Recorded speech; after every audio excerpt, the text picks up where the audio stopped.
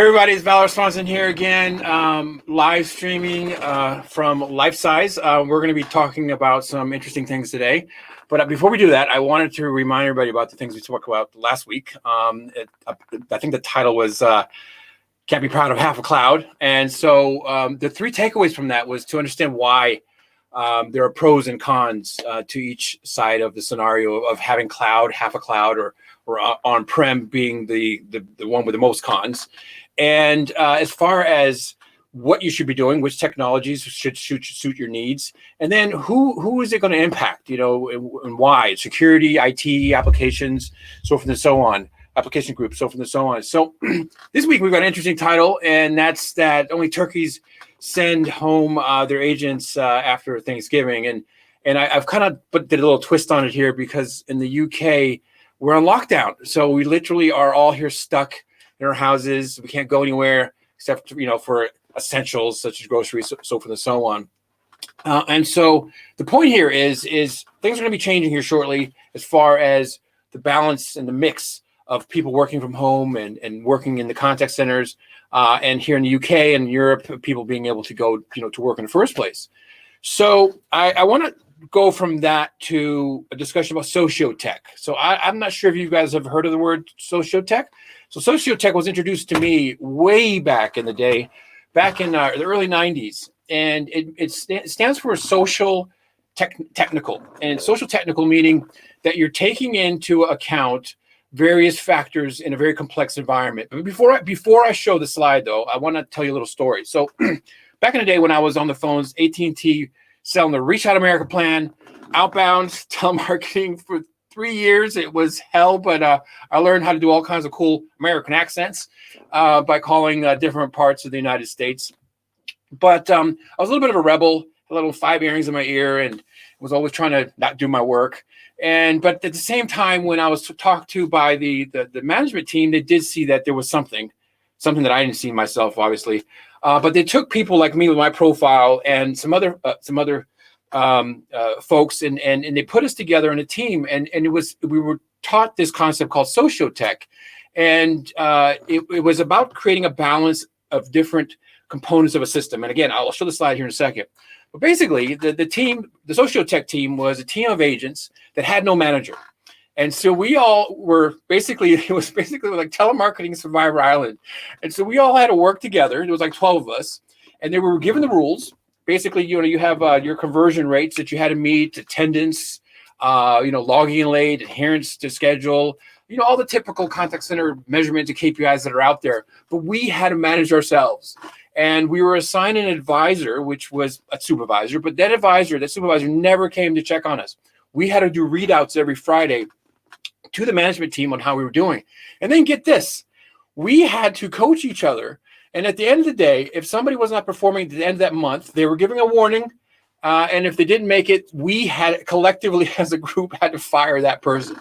So the situation here is, in summary, is that we were given an environment with that was structured. There was physical systems, there were people and a task to do. And we had to seek a balance in that. Some homeostasis basically in that environment in order to basically perform. And let's go to the slide so you guys can actually see what I'm talking about here. So you have a complex environment, you have structure, which is the organization, you have people, cognitive and social issues that are happening, training, so forth and so on, physical systems with the hardware, the software, the cloud, stuff at home, log in, broadband, talk about working from home. And the task, getting the work done, and getting the work done as it relates to the environment, the very complex environment that you're in. So I tell this story with the link to the rest of the conversation that we're going to have today, which is that you need to be able to seek a balance and to look at it with systems thinking, because you might go down a checklist and think just about the structure, or just about the people, or just about the physical systems, or just about the tasks, but how do they interact with each other? How do they impact each other as a whole? So when you're thinking about sending people, basically to work at home, have you thought about this so that they are working within a balanced environment versus the very balanced, tends to be a very balanced environment that you might have in your office because you're there every day, everybody's there to talk to you about issues and problems that they have. But when people are working from home, that, that access and that instant ability for a group of people to talk together in a social environment and seek that balance is not there. So let's talk now. Let's segue from that to talk about the people part. So we can move away from that slide now, and let's think about this. So you've got the people, process, and technology, all that whole mix. So people are the most important part. And when I was a lab rat back in the day at AT&T, when they had this, this telemarketing Sociotech group that, we basically had to seek homeostasis ourselves in this complex environment, how do we focus in on the people part as relates to working from home? And part of seeking that balance is having the right people work at home versus forcing people to work at home that don't want to work at home when they don't have to work from home. Hence the title, the turkey send people home thing, and COVID celebration, anti-lockdown happening here shortly. So here's a few factoids. Guys, I always like to share with you some factoids, and forgive me for my eyes. These lights are killing me, but it's all part of the show, right? But anyway, so the rough estimate is about 50% right now. 50% of all contact centers, people are fully working from home, and 30% of organizations, at the rest, the other 50%, at least have some agents working from home. And 20% of those guys that are out there, out of all the contact centers, they're unable to move their agents to work from home, the work at home model. And I would, surmise that they probably are fully on-prem and they're hemmed up with an ability to be flexible with working from home. Now, only 10% of contact centers have a well-defined work from home process, and half of those management folks out there have had zero experience with work from home call center agents. So we're still in this transitionary period of getting people to work from home and making sure that you have the right balance, the sociotech going on there, so that these guys are working in a productive fashion. Now, think about this: 57% of the people that are working from home are likely to recommend their employer. And those working from home folks have an 80% better retention rate, according to ICMI benchmark study that was done on agent experience. So they like to work where they're working because of the conveniences of working from home. A little bit more than 50% recommend their employer based on the fact that they're working from home, which is not that good, I would think. I would think that you'd want to get up in the 80 percentile range, if you're trying to have somebody to recommend working for somebody, but a little bit over 50%. And I would think that has to do with the structure. I would think it also has to do with some of the psychology associated with getting this right balance. So you got that. Now let's take the next dot. Let's connect all these dots together. So there are 1 million contact centers working here in the UK alone, right? 1 million. Now the average age of a UK worker is 26 years old. So they're in their 20s, they're in their sprightly 20s. They got all that energy in there. They're wanting to talk. They're raring to go. And then on a study that was done in the U.S. On the call center industry, it was the National Benchmarking Report from of 470 establishments, and they found that even though people might view agents or this particular role as low skilled or clerical, but the workforce in the U.S. tends to be closer to 30 years of age. And most of them have 1 to 2 years worth of college education. So this is not, like at least what I thought when I was in the contact center. Oh yeah, I'm just here for beer and pizza money, then I'm out of here. When here I am 30 years later, still talking about contact center stuff. Who would have known that, right? But anyway, the point of this is that we talked about sociotech and seeking a balance. We talked about the fact that people, a little bit over 50% would recommend their employer, if they're going to be working from home. But the ones that, are working from home, they have an 80% retention rate. And I would think that would be for good and bad reasons. But the point here is that this is a very social demographic, this age is between 20 and 30. And these guys love to interact with each other. They love to stand up and say, hey, man, I just took a really bad call.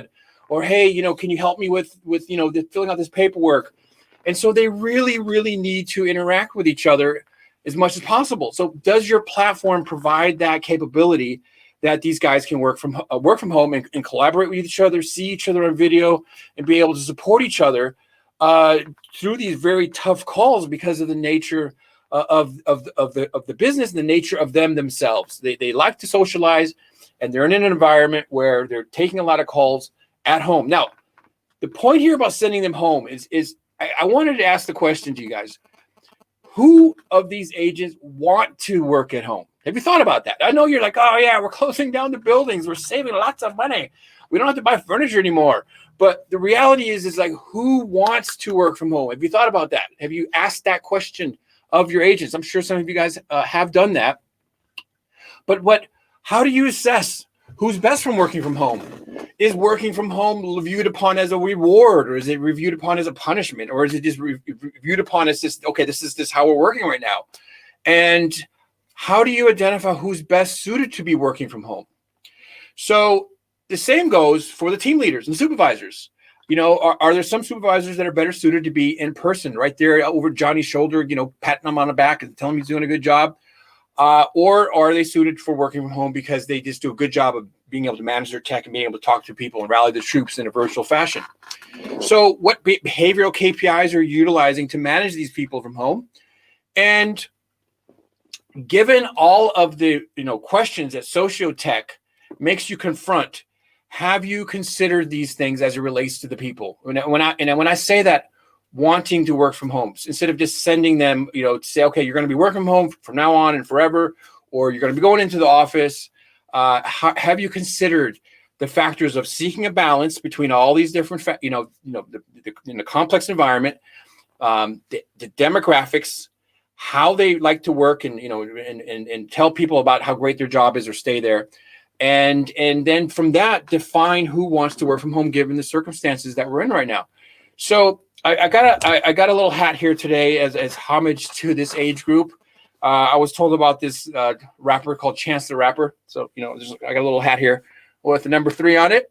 This is so I can also remember, the 3 takeaways, because I tend to forget to tell you guys the 3 takeaways, and I want to make sure that 3 takeaways are told today. So 3 takeaways. So make sure you guys are considering Sociotech, and look it up, Google it, find out about it. It's a really comprehensive way of looking at systems thinking as it relates to setting up your home working environment, setting up your work environment, setting up your mix between home working and agent working. And contact center working. And then secondly, think about this. How are you going to assess who should be working from home? Is it going to be personality profile based? Again, I teach Myers-Briggs personality profiling, and there are different types of personalities out there that are very well suited for working from home. They enjoy the heck out of not communicating with anybody except for the person on the phone. Whereas there are other people that go nuts not being able to stand up and talk to Susie or Billy or Bobby or be at the water cooler talking about the movie they saw this weekend. And so personality profiling can help with that. Now, I know here in the UK, you do personality profiling and maybe, steer people towards certain roles based on the things that they like, but in the U.S. there might be different laws. So check your local state and international laws before you use personality profiling to make any decisions. But the other thing that you can do too as well is performance profiling. In the times that these folks have been working from home, who has been performing well and also providing a very good experience and also is very happy. That kind of that between them being happy, the customer's happy, and their performance is good. Who's really flourishing in the home environment, and then. If that doesn't work, how about this one? And this is like one of those just do a questionnaire. Ask them, do you like working from home? Do you feel you have everything you need to be successful at home? Is your technology up to speed at home? Do you require any additional training and support to work from home? If you don't want to work from home, what would you require to work from home? And then from there, get the folks that want to work from home first before you go just sending folks, straight into the office. Straight from home into the office, or folks from the office into the home. And then finally, if you're one of those, if you're that part of that low percentage, I think it was 10%, 20%. I have to go look at my notes here. Hold on, real quick. 20% of the folks out there that have no ability to even have a home setup for the contact center agents, or you're part of the 50% that haven't done it. Do a proof of value. A proof of value is when you take a cloud platform and you can start with 12 agents, 6 agents, 3 agents, work your way up to 50 agents that are working from home or even in the contact center, and then work your way out kind of like a reverse bullseye and basically give it a go. And most of the providers out there, and I know LifeSize is providing free licensing up until the end of the year. We have a deal going on, so you can check that out. And so now is the time also to give that a test because of the statistics that I shared with you last time. So consider Sociotech, do an assessment, and try proof of value now before things start to kind of crystallize as to how the world's going to be here in the next few months. So with that said, guys, I really enjoyed today's show. Next week, we'll be talking about turn that camera on. And so you guys have a really good Thanksgiving here for the folks in the US, and for us here in the UK, we're just looking forward to being let out of our cages here next week on the 2nd of December. So until next time, guys, LifeSize your life and take care.